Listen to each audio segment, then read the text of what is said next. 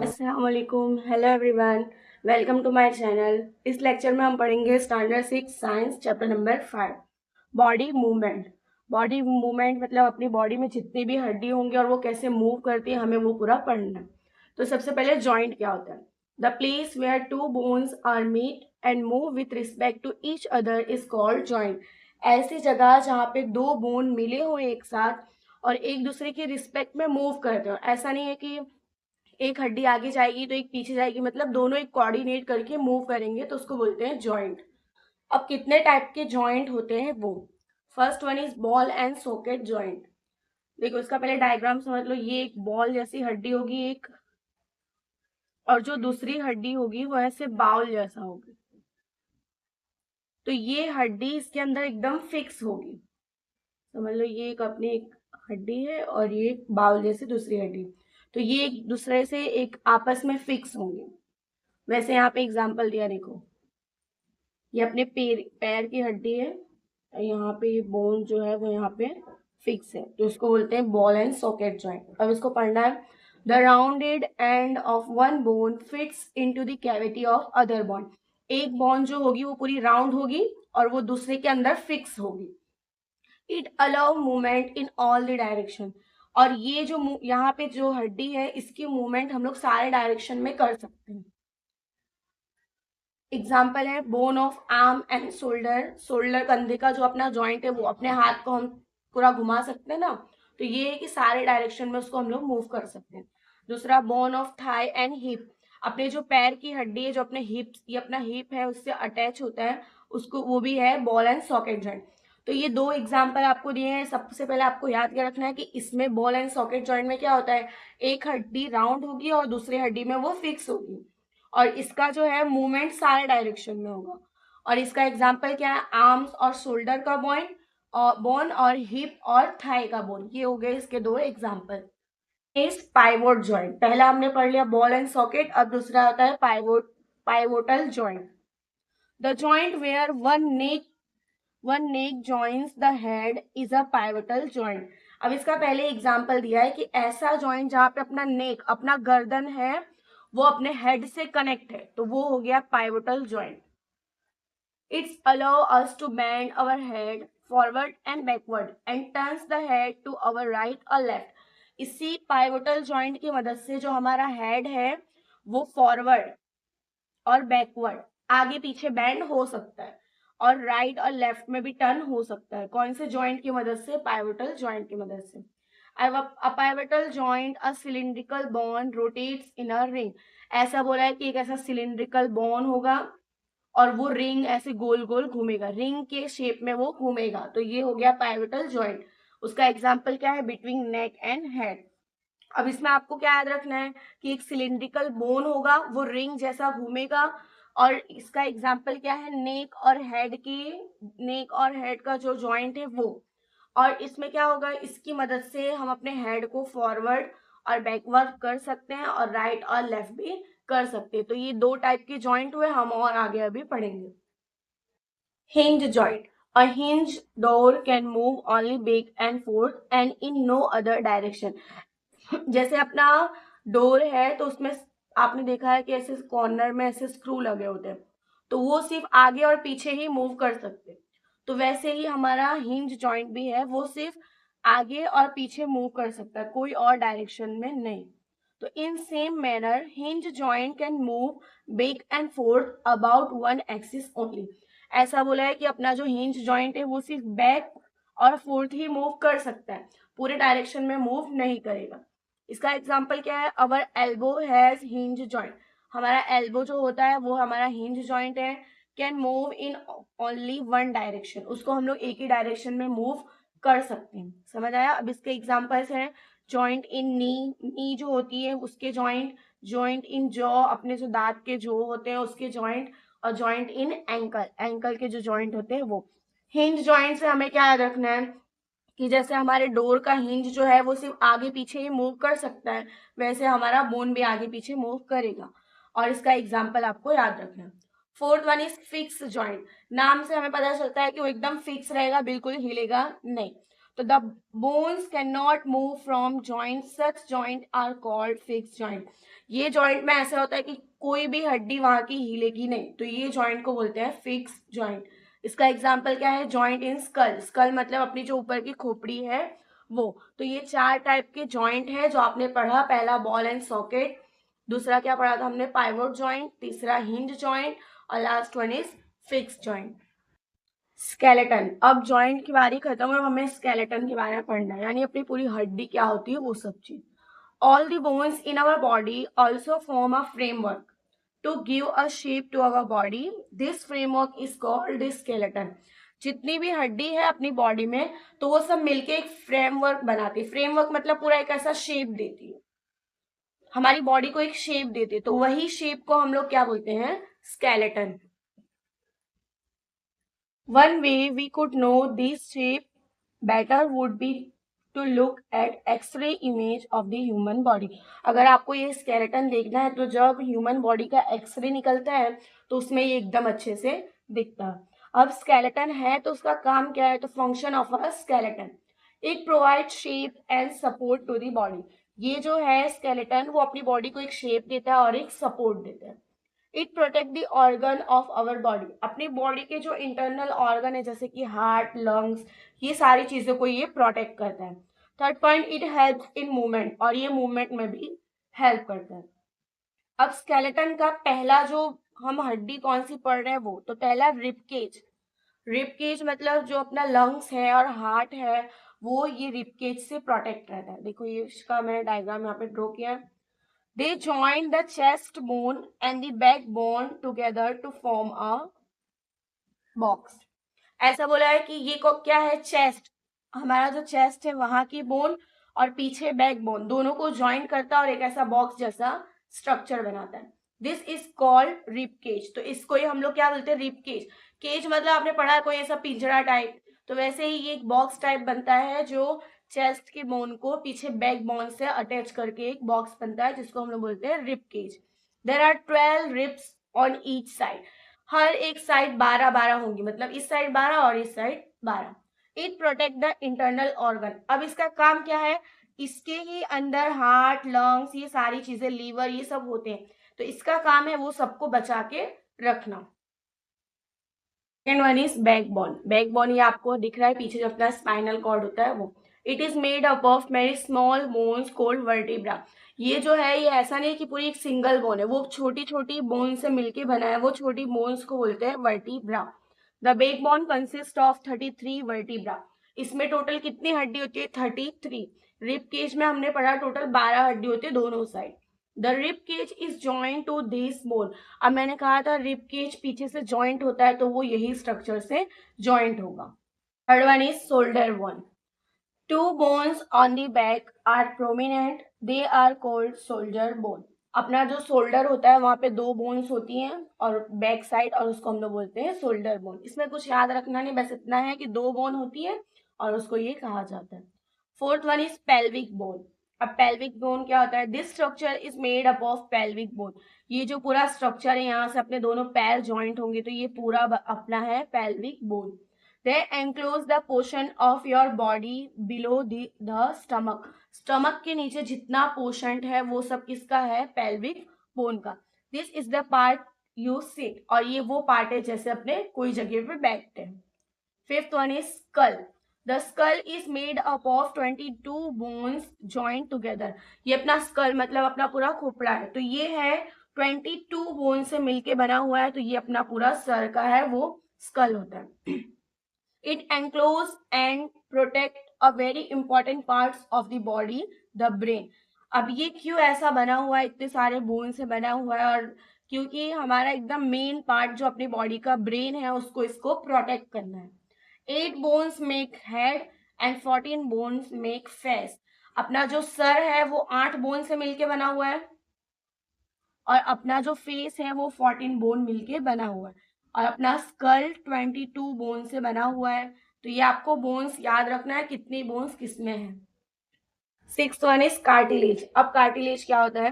There are the some additional parts of the skeleton that are not as hard as the bone. अब अपने skeleton के कुछ part ऐसे होते हैं जो एकदम हार्ड नहीं होते, उसमें बोन होते हैं लेकिन वो हार्ड नहीं होते, विच कैन बी बेंड, उसको अपने बेंड भी कर सकते हैं।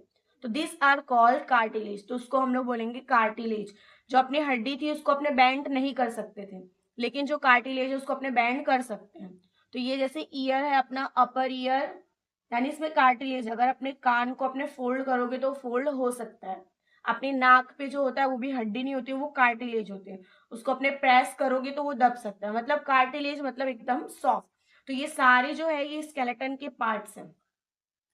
Cartilage is also found in the joint of the body, कुछ कुछ ऐसा होता है जहाँ पे बॉडी का जॉइंट होता है वहां पे भी हमें कार्टिलेज मिलेगा।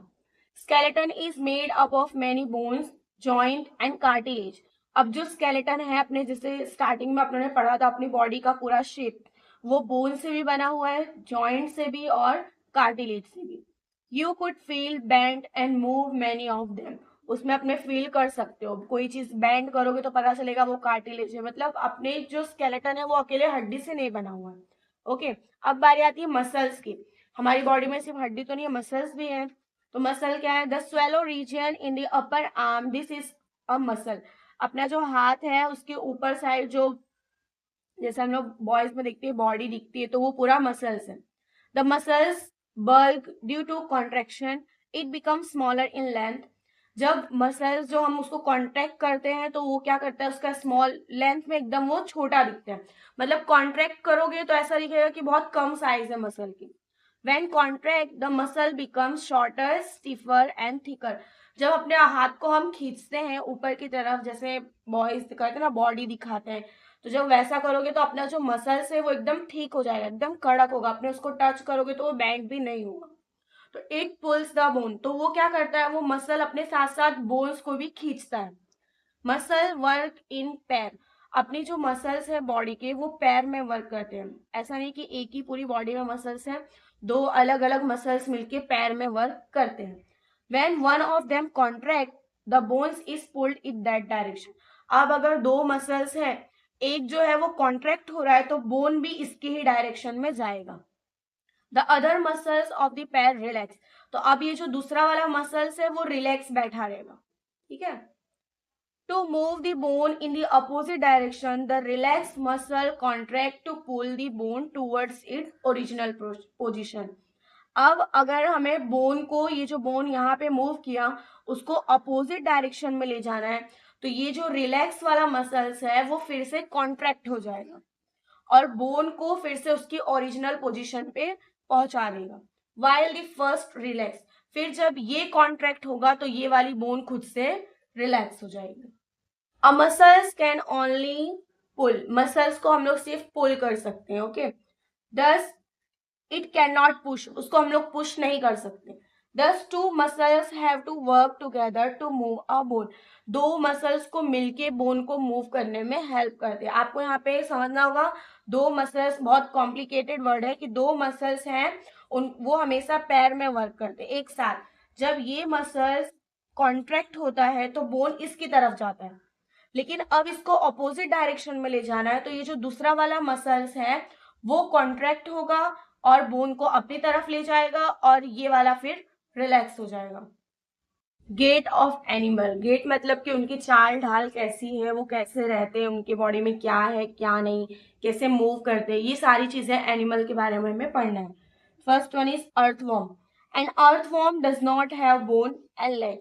याद रखना, अर्थवॉर्म के पास हड्डी बिल्कुल नहीं होती है और उसके लेग भी नहीं होते हैं। Its body is made up of muscle, उसकी पूरी बॉडी मसल से बनी होती है। The body of an earthworm is made up of many ring loops joint end to end. अब जो अर्थवॉर्म की बॉडी होती है वो बहुत सारे रिंग से बनी होती है, ऐसे रिंग रिंग है पूरा जॉइंट होके उसकी बॉडी बनती है। It move forward by the contraction and expansion of muscle, वो जब मूव करता है तो कैसे, उसका जो मसल है उसको वो खींचता है और फिर से रिलैक्स करता है, फिर वो आगे मूव करता है। फॉर एग्जाम्पल वो ऐसे है, अब वो यहाँ के मसल्स को आगे खींचेगा और ये रिलैक्स होके फिर ये इसके साथ पीछे जाएगा। During movement, the earthworm first extend the front part of the body, keeping the rear position fixed to the ground. अब ऐसा बोला है कि ये earthworm है, अब ये इसके पहले पोर्शन को आगे की तरफ खींचेगा और बाकी ये जो पोर्शन है उसको ग्राउंड पे फिक्स रखेगा. Then it fix the front end and release the rear end. अब ये क्या करेगा, जब इसको थोड़ा सा आगे खींचेगा तब फिर इसको फिर से फिक्स कर देगा और इसको आगे खींचेगा. It then shorter the body and pull the rear end forward. फिर इसी की वजह से क्या होगा, इसकी बॉडी एकदम छोटी दिखने लगेगी और फिर ये पीछे के पार्ट को आगे खींचेगा. This make it's move forward bye a small distance. तो इसकी वजह से ये स्मॉल डिस्टेंस पे आगे पहुंच सकता है. तो आपको याद रखना कि अर्थवॉर्म का मूवमेंट कैसा है कि वो पहले ऐसे ग्राउंड पे फिक्स होता है, फिर आगे के पोर्शन को वो खींचता है और पीछे का पोर्शन ग्राउंड पे फिक्स रखता है. फिर थोड़ा इसको आगे खींचने के बाद इसको फिक्स कर देगा और इसको पीछे से मूव करेगा. Repeating such muscle expansion and contraction, the earthworm can move through the soil. इसी expansion और contraction की वजह से earthworm जो है वो soil पे easily move कर सकता है. The body secrete a slimy substance to help with the movement. अब जो earthworm है उसकी body एक slimy सा substance release करती है जिसकी वजह से वो मूवमेंट में हेल्प करता है. अगर आपके एग्जाम में अर्थवॉर्म का क्वेश्चन आता है तो आप ये पॉइंट्स लिख सकते हैं, आपको मार्क्स मिलेंगे. फर्स्ट हमने अर्थवॉर्म पढ़ा. Second snail. A snail has a rounded structure on its back called the shell. अब स्नेल को देखा होगा आपने, उसके पीछे से राउंड कलर का स्ट्रक्चर होता है जिसको बोलते हैं shell. Okay. It is the outer skeleton of the snail but it is not made up of bone. अब ये जो शेल है वो स्नेल के आउटर बाहर का हिस्सा है लेकिन वो बोन से नहीं बना हुआ है. हाँ, आपको याद रखना है कि जो स्नेल का शेल होता है वो बोन से नहीं बना है. It help to protect the snail. वो किस लिए होता है कि वो स्नेल को प्रोटेक्ट कर सके. The shell is a single unit and does not help in moving from place to place. Shell जो है वो एक सिंगल यूनिट है, मतलब एक सिंगल ऐसे शेल है. ओके. लेकिन वो मूवमेंट में हेल्प नहीं करता. वो किस लिए हेल्प करता है, प्रोटेक्शन के लिए. When a snail crawls, a thick structure and the head of the snail may come out of an opening in the skull. जब स्नेल को जरूरत होती है तो वो, मतलब उसको जरूरत नहीं होती तो वो अंदर चला जाता है, लेकिन अगर उसको खाना हो या कोई काम के लिए निकलना हो तो वो अपनी मुंडी को ऐसे इसमें से बाहर निकालता है. The thick structure is its foot which is made up of a strong muscle. अब वो जो थिक स्ट्रक्चर होता है उसका फुट होता है जो किससे बना होता है, स्ट्रॉन्ग मसल से. The foot help to move. मतलब उसके पैर होते हैं तो वो उसको अंदर कर लेता है और एक जगह ऐसे बैठ जाता है. मतलब ये स्नेल का शेल है, यहाँ पे ऐसे छोटी सी जगह होती है, यहाँ से वो अंदर चला जाता है. लेकिन जब उसको कोई जरूरत लगती है तो वो बाहर ऐसे दो पैर अपने निकालता है जिसको हमने कहा फुट, FOOT फुट. वो स्ट्रॉन्ग मसल से बने होते हैं और वो उसको मूवमेंट में हेल्प करते हैं. Cockroach walk and climb as well as fly in the air. अब हमें कॉकरोच पढ़ना है, थर्ड वन है, तो उसमें क्या पढ़ा हमने कि वो कॉकरोच जो है वो वॉक कर सकता है, क्लाइंब भी कर सकता है और कुछ समय के लिए फ्लाई भी कर सकता है.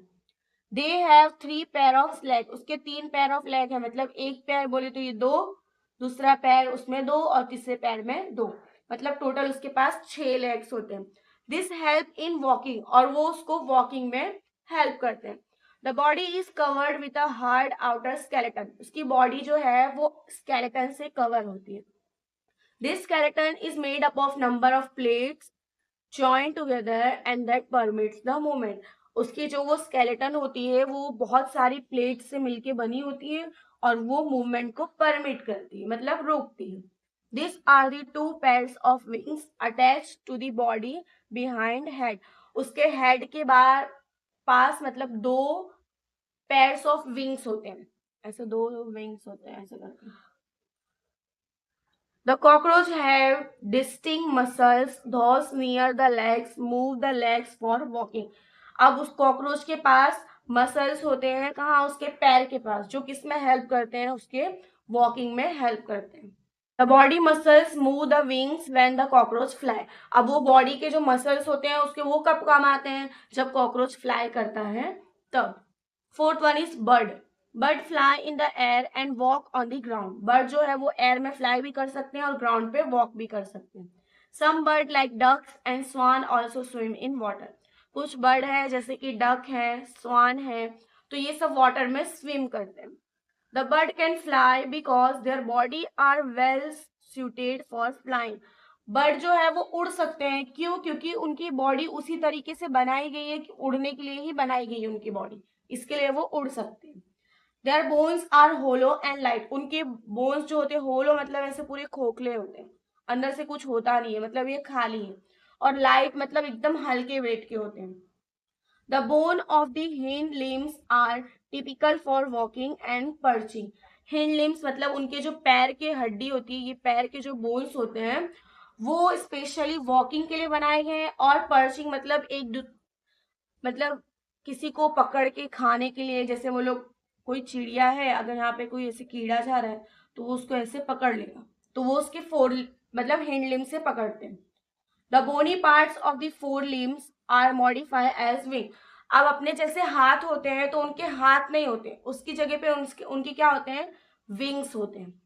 The shoulder bones are strong. उनके जो शोल्डर के बोन्स होते हैं वो बहुत ही स्ट्रॉन्ग होते हैं।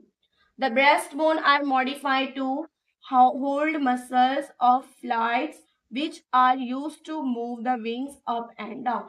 अब अपने जहाँ पे चेस्ट का मसल्स होता है वहां पे उनके पास क्या होते हैं? एक होल्ड का मसल्स होता है जो किसमें हेल्प करता है उनको, जो उनकी पंख होती है उसको अप एंड डाउन करने में हेल्प करता है। Fifth one is fish. The the head and the tail of the fish are smaller than the middle portion of the body। आपने देखा है कि जो फिश होती है उसका जो मुंह वाला हिस्सा होता है वो ऐसे थोड़ा छोटा होता है, और पूंछ भी छोटी होती है, लेकिन बीच वाला पोर्शन ऐसे बड़ा होता है। तो the body taper at the both and. This body shape is called stream line. आपको याद रखना है स्ट्रीम लाइन का मतलब क्या होता है। जो फिश है उसकी बॉडी का शेप आगे और पीछे से थोड़ा पतला होगा और बीच में ऐसे ब्रॉड होगा, तो ये शेप को बोलते हैं stream line. The shape is such that water can flow around it easily and allow the fish to move in water. अब ऐसा शेप क्यों होता है फिश का? कि उसकी बॉडी जो है वो वाटर के अंदर फ्लो कर सके इजीली, और वो मूव भी कर सके पानी में, इसके लिए उसकी बॉडी का शेप स्ट्रीमलाइन होता है। The skeleton of the fish is covered with strong muscle. अब जो फिश की हड्डी होती है, जो उसका स्केलेटन होता है, वो एकदम मसल से कवर होता है। During swimming muscles make the front part of the body curve to one side and tail part swing towards the opposite side. जब वो तैरती है तो क्या होता है, उसके जो मसल्स होते हैं वो आगे की बॉडी को कवर करते हैं पूरा और आगे बढ़ते जाते हैं, और उसका जो टेल पार्ट्स है वो अपोजिट डायरेक्शन में मूव करते हैं। The fish form a curve, then quickly the body and tail curve to the other side. जब फिश स्विम करती है तो उसकी बॉडी कैसे कर्व जैसा बन जाती है, ऐसे मतलब उसका मुंह इस साइड जाता है और उसकी टेल अपोजिट डायरेक्शन में जाती है। Fins and tail help in movement. अब फिन्स और जो टेल है, फिन्स मतलब उसके जो यहाँ पे ऐसे होता है ना, ऐसे ऐसे स्ट्रक्चर होता है, वो जो है वो उसकी मूवमेंट में, और टेल भी मूवमेंट में हेल्प करती है। Fish also have the other fins on their body which mainly help to keep the balance of the body and to keep direction while swimming. अब फिश के पास एक फिन्स नहीं होते, एक और इस साइड होता है, जो किसके लिए हेल्प करता है, जब वो पानी में ऐसे स्विम करती है तो उसको बैलेंस बनाने के लिए हेल्प करता है और डायरेक्शन डिसाइड करने के लिए हेल्प करता है। Six one is snake. Snake सांप। Snake have a long backbone. Snake जो है उसकी बैकबोन जो होती है एकदम लॉन्ग होती है। They have many thin muscle. उसके जो मसल है वो बहुत ज्यादा थिन होती है। They are connected to each other even though they are far from one another. अब जो ये मसल्स स्नेक ऐसे होता है तो वो कितना भी दूर हो लेकिन वो एक साथ कनेक्ट होता है, मतलब उनकी लेंथ इतनी ज्यादा होती है। Muscles also interconnect the backbones ribs and skin. अब जो उसकी मसल्स होती है वो बैकबोन से भी कनेक्ट होती है, रिब केज से भी कनेक्ट होती है और स्किन से भी कनेक्ट होती है। The snake body curves into many loops. अब स्नेक जो है वो ऐसे ऐसे होता है, मतलब बहुत सारा कर्व बना के वो चलता है। Each loops of the snake give its forward push by pressing against the ground. अब वो इसका जितना भी लूप है ना वो खुद को ऐसे पुश करता है ग्राउंड से, मतलब ये पुश करेगा, ये आगे जाएगा, फिर ये पुश करेगा, पीछे वाला आगे आएगा, ऐसे वो लोग मूव करते हैं। It does not move in straight line, ये कभी भी स्ट्रेट लाइन में मूव नहीं करता। इट मूव वेरी फास्ट, और इसकी जो मूवमेंट होती है वो बहुत फास्ट होती है। ये जो है ये आपके पूरे चैप्टर की कंप्लीट नोट्स हैं। आगे पहले हमने पढ़ा कि बॉडी में कौन कौन से जॉइंट्स होते हैं, फिर स्केलेटन में कितने पार्ट्स होते हैं, फिर गेट ऑफ एनिमल, सारे एनिमल के बारे में पढ़ा, और पूरी नोट्स आपको मिल गई है। इसके बाद आपको टेक्स्ट बुक रीड करने की ज़रूरत नहीं पड़ेगी। अगर आपको ये लेक्चर एकदम अच्छे से समझ आया हो तो आप लाइक करिए, शेयर करिए और सब्सक्राइब करिए कि आपको आने वाली वीडियो की डिस्क्रिप्शन मिल जाए।